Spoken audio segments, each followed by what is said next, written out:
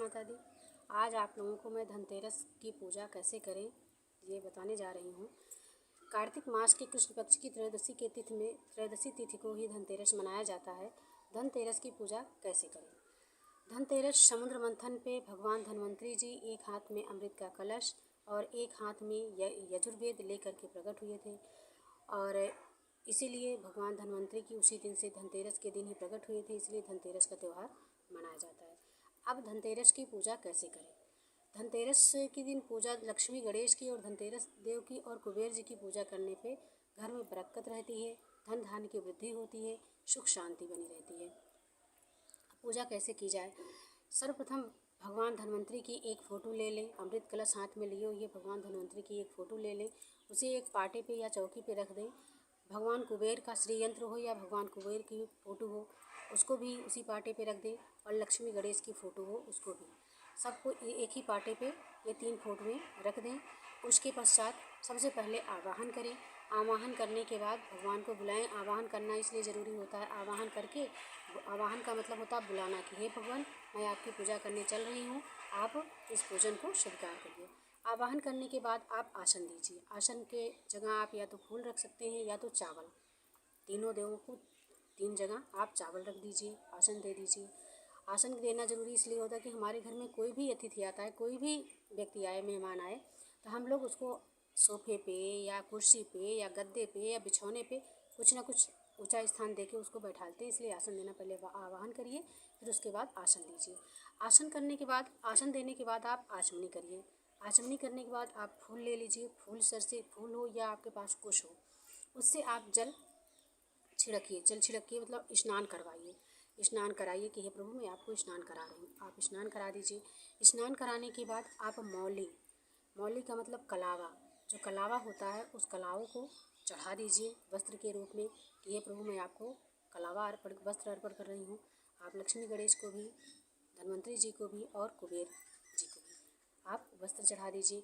वस्त्र के बाद आप रोली चढ़ाइए, अक्षत चढ़ाइए, कुमकुम चढ़ाइए, अबीर चढ़ाइए, गुलाल चढ़ाइए।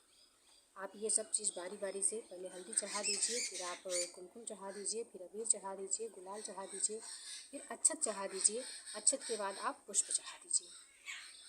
आप पुष्प चढ़ा दीजिए। पुष्प के बाद आप धूप दिखाइए।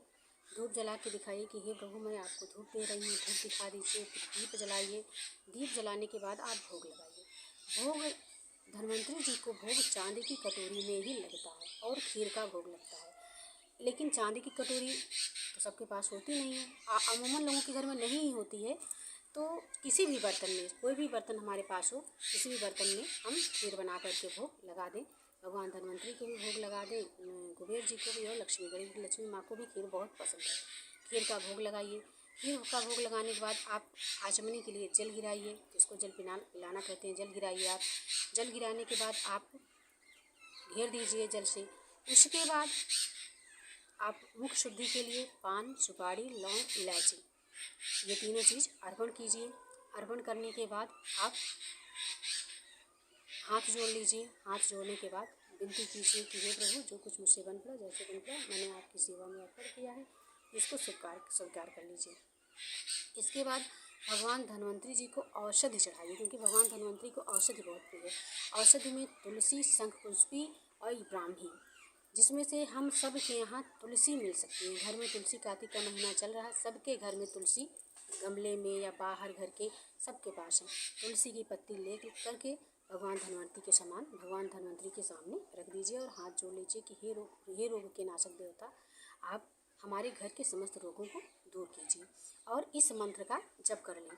मंत्र क्या है? आप ऊं रंग रुद्र रोग नाशाय धन्वंतरे फट, मतलब है ऊं रंग रुद्र रोग नाशाय धन्वंतरे फट। मतलब इस मंत्र का आप 5 बार या 7 बार जाप कर लीजिए।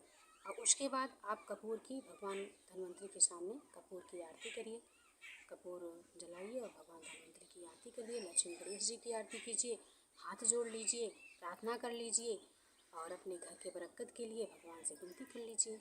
ये हुई भगवान धन्वंतरी की पूजा और धनतेरस की पूजा। और धनतेरस के दिन हमें क्या सामान लेना चाहिए और क्या सामान नहीं लेना चाहिए, इसका वीडियो मैं अगले वीडियो में बताऊंगी इसके बारे में कि क्या धनतेरस दिन क्या सामान लेना अत्यधिक ज़रूरी है और क्या नहीं लेना चाहिए।